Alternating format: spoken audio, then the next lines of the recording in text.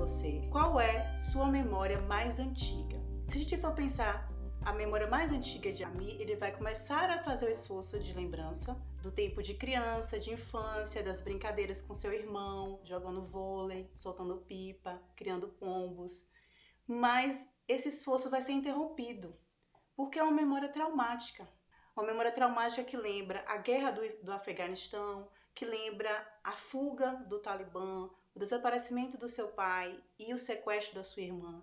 Tudo isso faz com que a Ami pare, de rememorar essa história.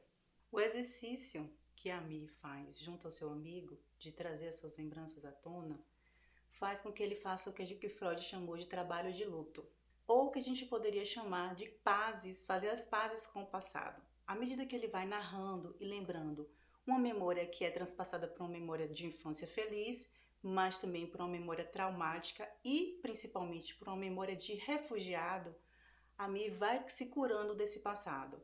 Ele consegue fugir do Talibã, passa anos vivendo na Rússia, consegue fugir da Rússia, inclusive, porque ele estava também sendo perseguido lá com sua família, porque ele estava com documentação ilegal.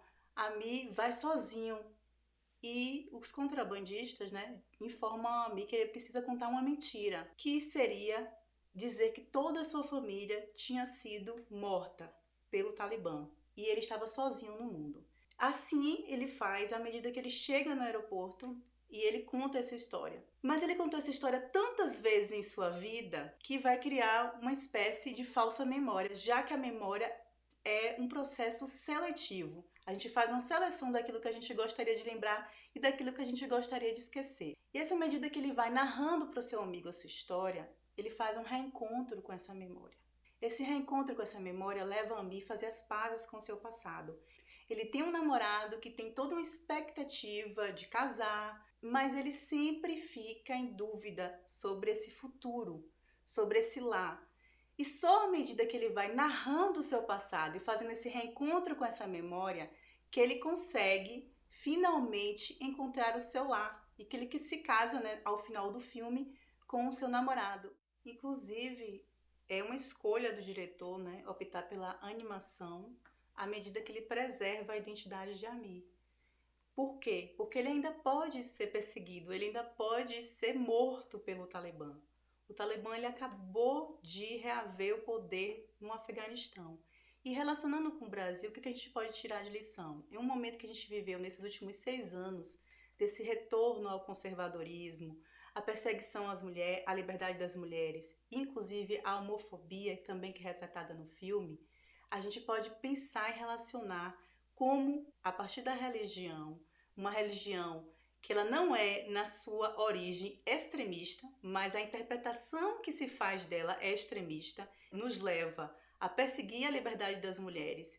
Então é muito importante a UESB trazer essa obra no sentido de a gente fazer a reflexão sobre a nossa própria realidade, que a gente precisa cada vez mais estar aptos, a viver em sociedade, a viver a nossa diversidade, a entender e perceber o outro e o eu, esse encontro com essa alteridade, do ou e do eu, e o respeito acima de tudo. Então, assim, trazer essa obra com a Ami, que traz uma história traumática de não pertencimento, mas que consegue fazer esse trabalho de luto, consegue encontrar um final feliz, coisa muito importante da obra é o final feliz de Ami, nos faz também ter esperança no futuro. E para concluir, eu gostaria de dizer que a memória de refugiado de Ami nos faz pensar e refletir sobre o não lugar do refugiado e remete àquela primeira pergunta: o que é lar para você? Ami responde: é um lugar que eu posso ficar. Então Ami nunca pôde ficar em nenhum lugar, mas agora, nesse momento que ele narra a sua história, ele reencontra a sua memória e consegue permanecer, consegue ficar. Ele faz um reencontro com seu próprio eu, à medida também que ele denuncia o contexto complexo do Afeganistão.